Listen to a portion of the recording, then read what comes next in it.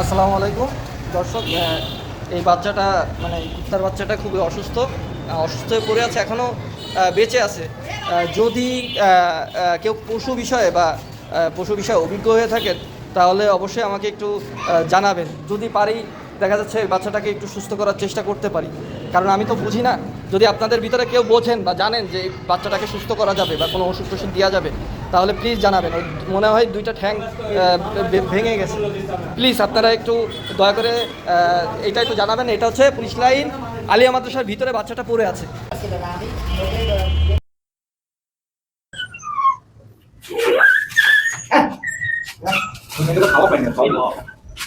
খাইলে ঠিক হয়ে যাবে। রক্ত বেড়ে গিয়েছে, মায়ের এসে বলতে অন্য এর গায়ে ওই মাসি বুঝ হয়েছে।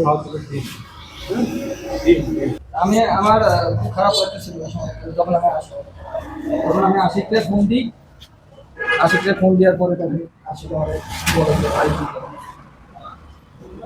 ভিতরে কি পোকা হয়েছে?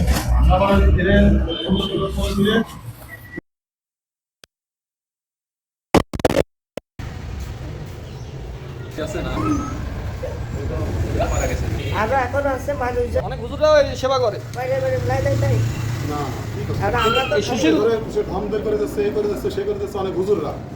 এখন কিছু লোক আছে আলাদা, হ্যাঁ মনে কর ভণ্ডামি তো শেষ নেই। হ্যাঁ ভাই। তুমি মনে করতে পাঞ্জাবি ভাই আমার ভণ্ডামি করছিস, তারপরে হুজুরদের তো সবে এই জন্য কিছু কিছু লেবাস আছে, কিছু কিছু কাজ করতে হয় না। ওই যে সেপা এখন এই অবস্থায় যদি কোনো কিছু করে তো এর জন্য ক্ষতিগ্রস্ত হবে শুধু একা। সেটাই। আমি যদি দাড়ি টুপি দিয়ে যদি আমি করি তা আমি তো ক্ষতিগ্রস্ত হবো বাবা। পাশে আসেন।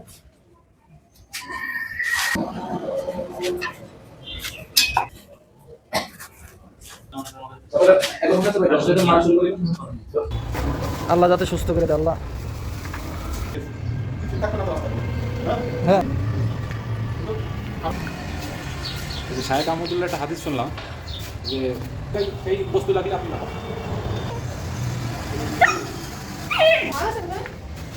আমি যশোরে দিলাম।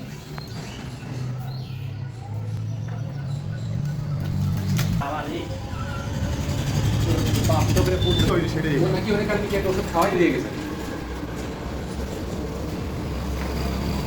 আছে না, সামনে পাউরুটি দেওয়া ছিল, তাও দেখলাম রয়েছে, হ্যাঁ, ওইটা- দেওয়া ছিল, তাও পানি এনে দিলাম, পরে পানি খাই দিলাম। তো মাদ্রাসায় থাকি আমি তো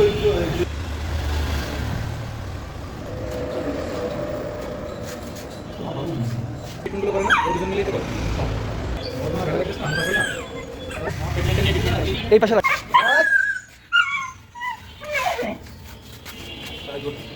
স্যালাইন দিয়ে আসছেন?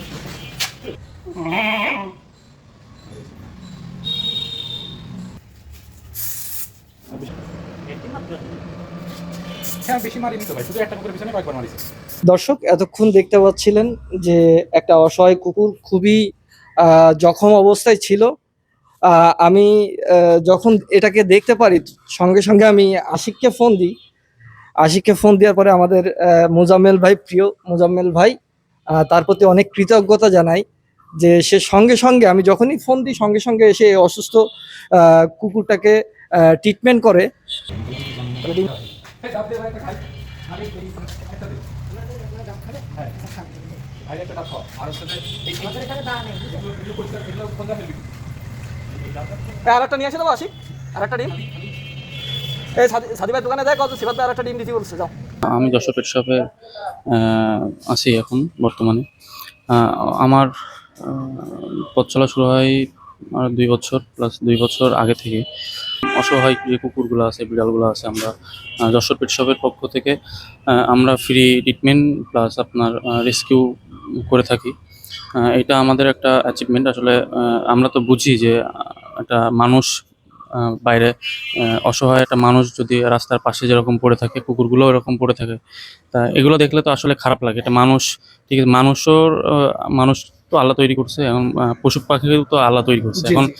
ওদেরও তো আসলে কেউ নাই। ওদের তো মানে আল্লাহর প্রদত্ত, ওরাই তো আসছে আপনার দুনিয়াতে। আমাদের তো কিছু দায়িত্ব আছে, নিজেদের থেকে কিছু দায়িত্ববোধ আছে। এগুলো থেকে আমরা অনুপ্রাণিত হয়েছি। এরপরের থেকে আমরা আর কি কাজ করতেছি যশোরে। অনেক জায়গায় আমরা কাজ করি ইনশাল্লাহ, যশোর পেট শপ থেকেই। আমাদের আরাফাত ভাই আছে। মেডিসিন, তারপর এত ওষুধ, আমি তো দেখলাম এই একটা বাচ্চার পিছনে অনেক খরচ করলেন। এই টোটাল খরচটা কোথা থেকে আসে? এটা হচ্ছে আমাদের যশোর পেট শপ থেকে আমাদের প্রতি মাসে কিছু 10% মতো প্রফিট এদের জন্যই বরাদ্দ থাকে, যা আমরা এদের আচ্ছা, পিছনে আর কি কাজে খাটাই আর কি। মানে আরাফাত ভাইয়ের মাধ্যম হ্যাঁ, দিয়ে? আরাফাত ভাইয়ের মাধ্যমে। আমরা অনেক খাবার তো আমরা অনেক সময় ফেলাই দিই, জি জি। নষ্ট করি, সেগুলো না তাদের দিলাম, তারাও তো প্রকৃতির একটা অংশ। ধন্যবাদ জানাই প্রিয় মুজাম্মেল ভাইকে, খুবই একজন মানবিক মানুষ। এবং ধন্যবাদ জানাই যশোর পেট শপকে, আরাফাত ভাইকে। আপনারাও এনাদের মতো পাশে থাকুন, আর যদি পাশে না থাকতে পারেন অবশ্যই আপনারা এনাদেরকে কল করুন বা এনাদের সাথে যোগাযোগ করুন, এনারা পৌঁছে যাবে আপনার দুয়ারে। ধন্যবাদ। বাংলা 52 নিউজ, সিফাত উল্লাহ, যশোর।